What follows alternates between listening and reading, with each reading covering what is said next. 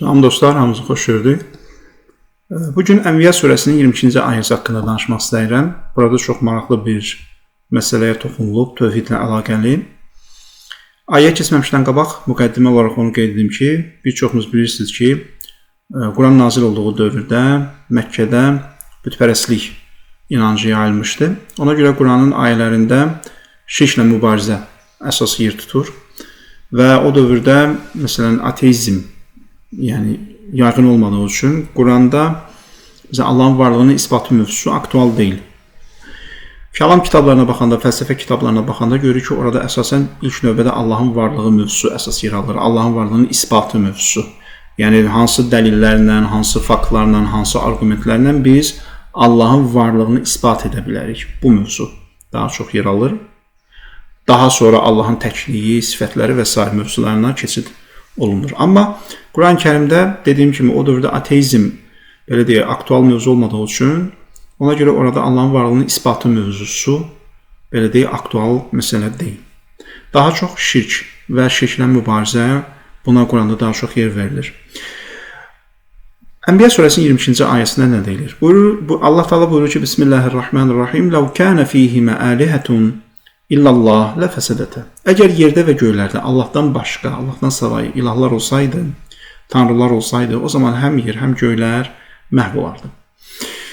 Burada illa kəlməsi var, illallah, Allahdan savayı. Bunu iki cür fəhm etmək olar, iki cür anlamaq olar. Bir budur ki, yəni Allahdan savayı ancaq ilahlar olsa, yəni yerdə və göydə Allah yoxdur, ancaq başqa ilahlar var, onlar yeri, göyü idarə edir. Bu bir versiyadır. Digər bir versiya budur ki, xeyr, Allahdan savayı mənası budur ki, yəni Allahla yanaşı başqa ilahlar olsaydı. Fəxr Razi qeyd edir ki, ikinci versiya düzdür. Yəni Allahla yanaşı başqa ilahlar olsaydı, bunu ayəni bu cür fəhm eləsək, bu cür izah etsək daha doğru olar. Nəyə görə? Çünki birinci versiyanı əsas alsaq, belə olacaq məna. Əgər yerdə və göydə başqa ilahlar olsaydı, Allah deyil, başqa ilahlar olsaydı, o zaman yer və göy məhv olardı. Fəxr Razi deyir ki, bu versiya düz deyil. Nəyə görə? Çünki bunun mənası budur ki, o ilahlar tək olsaydılar, yer və göy məhv olardı. Amma Allah onların yanında olsaydı, sanki yer və göy məhv olmazdı. Mənası belə çıxır. Ona görə illanı, istisnanı biz bu cür başa düşmürük. İstisnanı biz bu cür başa düşürük. Əgər yerdə və göylərdə Allahla yanaşı, yəni Allahın yanında başqa ilahlar da, bunlar birlikdə yeri və göy idarə etsəydilər, o zaman yer və göy nə olardı? Məhv olardı. Xülasə, ayəni əgər bu cür izah etsək ki, yerdə və göydə Allahla yanaşı, baxın, Allahla yanaşı başqa ilahlarda olsaydı, yəni Allah tək olmasaydı, başqa ilahlarda olsaydı, o zaman yer və göy məhv olardı. Niyə məhv olardı? Yəni bunun izahı nədir? Deməli, bizim müsəlman alimləri, teologlar buradan təmanu, burhanu təmanu adını verdikləri bir dəlil düzəldiblər. Dəlilin argumentin məzmunu nədir? Baxın, bu argument tamamilə bir fərz üzərində qurulubdur. Fərz budur. Məsələn, Allah var və onun yanında başqa bir ilah var. İndi bu ilahın sayını çoxaltmaq olar. Biz hələ ki bir dənə götürək. Yəni Allah var və başqa bir ilah var. İndi fərz edək ki, bir şey barəsində Allah və bu ilah fikir ayrılığına düşürlər. Biri deyir ki, biz A adlı nəsnəni, biri deyir ki, mən A adlı nəsnəni yaradıram. O birisi deyir ki, xeyr, mən o adlı nəsnənin yaranmasını istəmirəm. Yəni biri A-nın yaranmasını istəyir, digər isə A-nın yaranmamasını istəyir. Bu zaman hansının istəyi baş tutacaq və ya bu zaman hadisə necə baş verəcək? Burada üç ehtimal var. Birinci ehtimal budur ki, hər ikisinin istəyi baş tutacaq. İkinci ehtimal budur ki, heç birinin istəyi baş tutmayacaq. Üçüncü ehtimal budur ki, onlardan yalnız birinin istəyi baş tutacaq. Hər ikisinin istəyi baş tutmayacaq, bu mümkündür. Belə olan təqdirdə məlum olur ki, heç biri Allah deyil. Nəyə görə? Çünki əgər bir varlıq ki, ilahdır, tanrıdır, Allahdır, amma istəyi baş tutmur, deməli o qüdrətində problem var. O Allah ola bilməz. Bu versiya getmir. İkinci versiya budur ki, hər ikisinin istəyi baş tutsun. Bu da mümkün deyil. Niyə? Çünki burada ziddiyyətli hal yaranır. Biri var olmaq istəyir, digəri yox olmaq istəyir. Varlıq və yoxluq eyni anda cəm ola bilməzlər. Yəni eyni şeyin həm var, həm yox olması bu qeyri-mümkündür. Ona görə bu versiya əsasən hər ikisinin də istəyinin baş tutması qeyri-mümkündür. Üçüncü ehtimal nədir? Üçüncü ehtimal budur ki, birinin istəyi baş tutacaq, o birisinin istəyi baş tutmayacaq. Bu versiya əsasən isə nədir? O istəyi baş tutan Allahdır, istəyi baş tutmayan nədir? Allah deyil. Niyə? Çünki onun qüdrətində problem var və qüdrətində problem olan heç vaxt Allah Tanrı ola bilməz. Deməli, bu ayə nəyi göstərir? Bu ayə onu göstərir ki, kainatı idarə edən birdən başqa varlıq ola bilməz. Dəlilin mahiyyəti, məzmunu budur. Burhanu Təmanu adını verdiyimiz və ya kəlam alimlərinin Burhanu Təmanu adını verdiyi dəlilin izahı budur. 3 versiya qeyd elədi və bu 3 versiyadan aydın olur ki, ikinci bir ilah ola bilməz. Lakin buna belə bir irad bildirmək olar. Belə bir irad bildirmək olar ki, siz nəyə əsasən bu fərzi ziddiyyət üzərində qurursunuz? Yəni, 2 dənə tanrı var, 2 dənə ilah var, biri bir şeyin yaranmağını istəyir, o birisi onun yaranmağını istəmir. Yəni, bu fikir ayrılığı niyə olsun ki? Yəni, ola bilməzmi ki, əgər bunlar tanrıdırlarsa, bunlar ilahdılarsa, bunlar hər şeyin ən mükəmməlini bilirlər və hər şeyin ən mükəmməlini yaratmaq istəyirlər. Əgər bunlar hər şeyin ən mükəmməlini bilirlərsə, ən mükəmməlini yaratmaq istəyirlərsə, niyə də fikir ayrılığına düşsünlər? Yəni, ola bilməzmi ki, hər ikisi həmfikir olsunlar bütün məsələlərdə? Sübut buna dəlil. Dəlil budur ki, bizim inancımıza görə peyğəmbərlər, məsələn, bəzi dövrlərdə 2 peyğəmbər olub eyni anda. Biz heç elə bir fərzlə qarşılaşırıqmı ki, bu peyğəmbərlər bəzən bir-birindən fikir ayrılığına düşüblər. Xeyr, belə bir ehtimal vermirik. Nəyə görə? Çünki ikisinə də məsum deyirik, bunlar məsumdular, bunların elmləri kamildir və bunlar heç vaxt fikir ayrılığına düşməzlər. Çünki hər ikisi də hər şeyin ən yaxşısını bilir. Aydındır? Yəni, hətta peyğəmbər bəşər olsa belə, insan olsa belə, elmləri Tanrıya baxanda məhdud olsa belə, əgər onlar fikir ayrılığına düşmürsə, biz nəyə görə deyək ki, tanrılar fikir ayrılığına düşsün ki, fərzə əsasən onlar kamil varlıqlardır. Aydın dostlar, ona görə belə bir irad bildirilə bilər ki, sizin ümumiyyətlə fərziniz yanlışdır. Yəni, siz ziddiyyət üzərində qurmuşsunuz fərzi, amma bizim ziddiyyət üzərində fərz qurmağa ehtiyacımız yoxdur. Biz tamamilə fikir ayrılığı yox, fikir birliyi üzərində fərz qururuq və deyirik ki, tanrılar heç vaxt bir-birindən fikir ayrılığına düşməz. Necə ki, peyğəmbərlər düşmür. Onlar heç vaxt bir-birindən ixtilaf eləməz. Bütün məsələlərdə də həmfikir olurlar.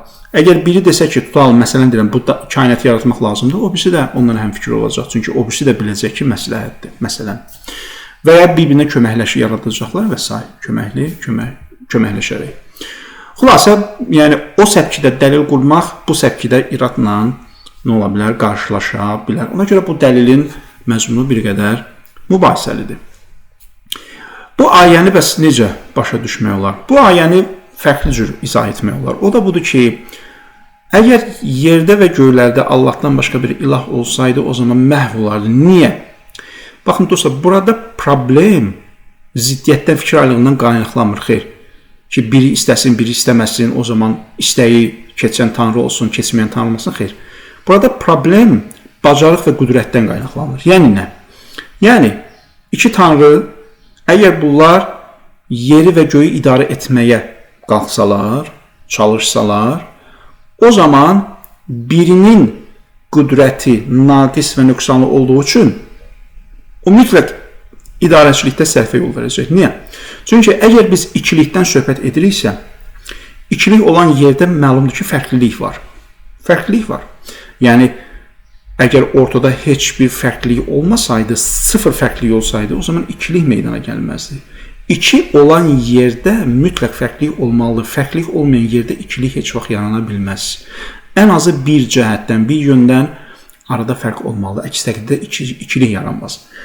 İndi 2 tanrı varsa, deməli bunların arasında bir fərq var. Fərq nə deməkdir? Fərq bu deməkdir ki, birində olan şey digərində yoxdur. Birində var olan şey digəri həmin şeydən məhrumdur.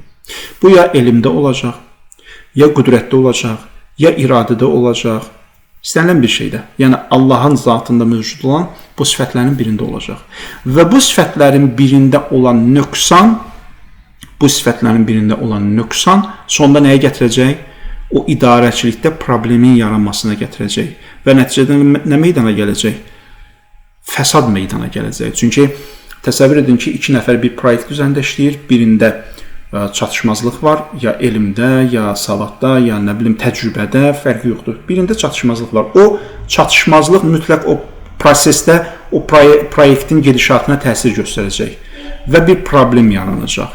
Quran bu ayədən yəni başa düşdüyüm budur ki, Quran bu məntiqi çatdırmaq istəyir. Nəinki iki tanrı biz təsəvvür edək, bunlar məsələn bir-birindən fikir ayrılığına düşdülər, ona görə birinin istəyi həyata keçdi, digərinin istəyi həyata keçmədi. Xeyr.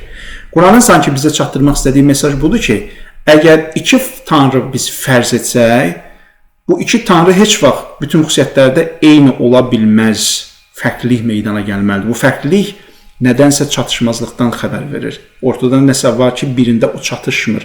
Və çatışmırsa, deməli bu özünü idarəçilikdə, prosesdə mütləq biruzə verəcək, negativ olaraq biruzə verəcək və fəsad bu şəkildə meydana gələcək. Fikrimcə, ayəni bu səpkidə izah etsək, o zaman ayənin mənası daha dolğun olar, daha məsələn real olar, daha real fərz üzərində qurulmuş olar. Əlbəttə, bu versiyaya belə bir irad bildirmək olar. Belə bir irad bildirmək olar ki, yaxşı, fərz edək ki, bu iki tanrıdır. Bunların birində qüdrətində bir nöqsan var. Yəni, digərinə nisbət bunun qüdrətində bir nöqsan var. Yaxşı, görəsən bu nöqsan o həddədirmi ki, kainatı, yəni orada məhv olmayacaq dərəcədə idarə etməyə yetməsin? Yəni, belə deyək də, bu kainat maddi bir aləmdir. Bu kainatı idarə etmək üçün müəyyən həddə qüdrət kifayət edir. Yəni, ikinci tanrı, baxmayaq ki, birinci tanrıdan qüdrət etibarilə naqisdir. Qüdrət etibarilə naqisdir. Amma bu, məsələn, o həddə naqisdirmi ki, fəsad versin, kainat məhv olsun. Və ya, əgər söhbət iki tanrıdan gedirsə, biri mütləq qüdrət sahibidir, digərində nöqsan var. Ola bilməzmi ki, digərinin sahib olduğu nöqsanı birinci bərpa eləsin. Birinci o ikincinin boşluğa yol verdiyi yerlərdə köməyə çatsın və bu şəkildə yer üzünün olmasın və yer və göylər məhv olmasın. Yəni biz bu fərzi düşünə bilirmi? Bəli. Məsələn, bax mən peyğəmbərlərdən misal çəkdim. 2 dənə peyğəmbərdir. Bunlar heç vaxt fikir ayrılığına düşmürlər. Baxmayaraq ki, bu peyğəmbərlərin məsələn 2 dənə eyni dövrdə yaşayan peyğəmbərin hamısı eyni elmə malik deyil ki, biri digərindən ola bilsin, daha çox elmi olsun, savadı nisbətən daha çox olsun.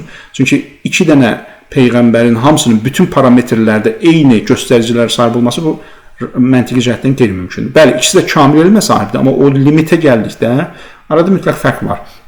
Amma bu fərqliyə baxmayaraq onlar fikir ayrılığına düşmürlər. Bunu tanrı barədə də təsəvvür etmək olar ki, bir tanrı daha kamil, yəni qüsursuz elmə malikdir, digəri ona nisbətən qüsurlu elmə malikdir, amma o qüsur kainatda fəsadın yaranmasına səbəb olacaq həddə qüsur deyil. Və ya elə bir hal meydana gələrsə, o zaman birinci neynəsin? O kamil qüsursuz elmi ilə o ikincinin yol verdiyi o xırda xətaları neynəsin? Düzəltsin. Belə bir şey mümkündürmü? Yəni fərz olaraq düşünmək mümkündür. O zaman bəs bu ayəni necə başa düşək? Fikrimcə burada yeganə çıxış yolu dostlar budur. Yeganə çıxış yolu budur ki, yəni bu fərzin özü düz deyil. Nə mənada düz deyil? Çünki biz tanrı barədə danışarkən onu qüsursuz olaraq təsəvvür edirik. Yəni qüsurlu tanrı artıq tanrı deyil.